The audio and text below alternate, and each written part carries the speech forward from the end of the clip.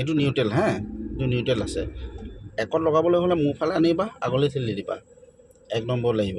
2 number ঠেলিবলৈ লগাবলৈ হ'লে আকৌ মোৰ ফালে অকণমান ঠেলি থাকিব লাগিব, হাতটোৱে ঠেলি থাকি এনেকৈ কৈ এনেকৈ দিব লাগিব, তললৈ লৈ আহিব লাগিব। প্ৰথম নিউট্ৰেল আহিলে, তাৰপৰা 2 লাগি গ'ল। 3লৈ দিবলৈ হ'লে আগলৈ দি হাতটো সামান্য পৰিমাণে লুজ কৰি দি আগলৈ ঠেলি দিবা, 3 হৈ গ'ল। যদি লুজ নকৰা এনেকৈ ঠেলি দিলে ইফালেহে গুচি যাব। সেইটো কাৰণে 2ৰ পৰা আগলৈ দি সামান্য পৰিমাণে লুজ কৰি দিবা, আগলৈ ঠেলি দিবা, 3 হৈ যাব।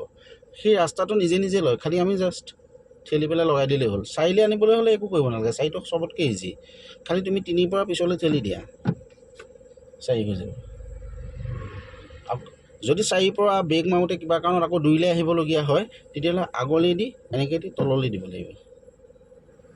এই বস্তুকেইটা মনত ৰাখিবা, ঠিক আছে। কি হয়, গাড়ীখন সদায় এটা গতিত চলাবা। তুমি যদি 30ত চলাই আছা, 30, 35, 30, 35ৰ ভিতৰতে এনেকৈ চলাই থাকিবা। বাঢ়ি বাঢ়ি গৈ থাকিলে মানে প্ৰব্লেম হ'ব। এতিয়া যিহেতু আমি নতুন চলাই আছোঁ ন, গাড়ীখন কণ্ট্ৰলটো আমাৰ হাতত নাথাকে নহয়, কম থাকে। সেইটো কাৰণে গাড়ীখন এটা জোখত চলাব লাগে। চাবাচোন বাকী গাড়ীবিলাক কি ধুনীয়াকৈ পৰিপাটিকৈ এটা জোখত গৈ আছে। তেতিয়াহে গাড়ীখন যিকোনো মুহূৰ্তত ইমাৰ্জেঞ্চিৰ সময়ত গাড়ীখন ৰাখিব পাৰিবা, বা অকস্মাত গাত এটা আহিলে অলপ ব্ৰেক মাৰিব পাৰিবা।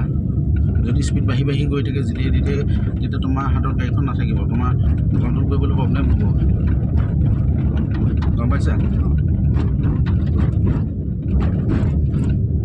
আমি এনেকৈ গৈ থাকিলে গৈ থাকিব পাৰিম, কিন্তু গাড়ীখন যিমানেই ৰখাম সিমানে শিকিবলৈ সুবিধা হ'ব। ক্লাছটো যিমানে আমাৰ আইডিয়ালৈ আহিব। এতিয়া গাড়ীখন ৰখাবলৈ গৈছোঁ, ক্লাছটো আকৌ এৰোঁতে তেতিয়া আইডিয়াটো পাম। যদি চলাই গৈ থাকোঁ আইডিয়াটো নাপাম নহয়।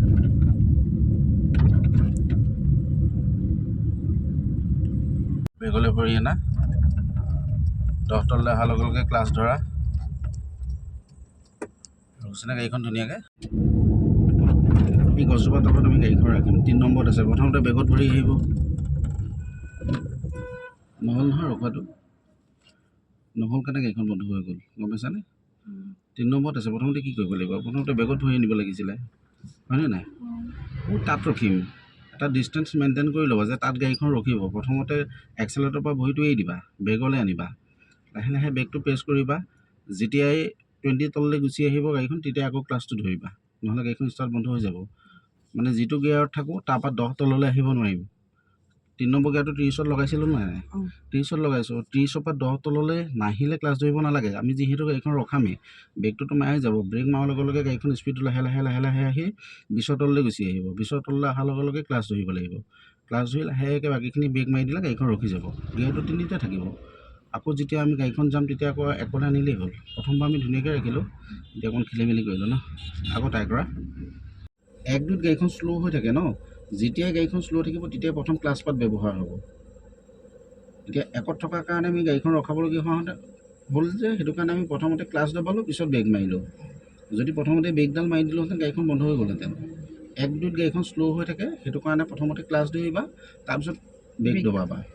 আৰু 2ৰ পৰা ওপৰৰ গিয়াৰকেইটাত 3 নম্বৰ, 4 নম্বৰ, 5 নম্বৰত সেইকেইটাত প্ৰথমতে বেগত ভৰি আহিব, তাৰপিছত ক্লাছ দবাম।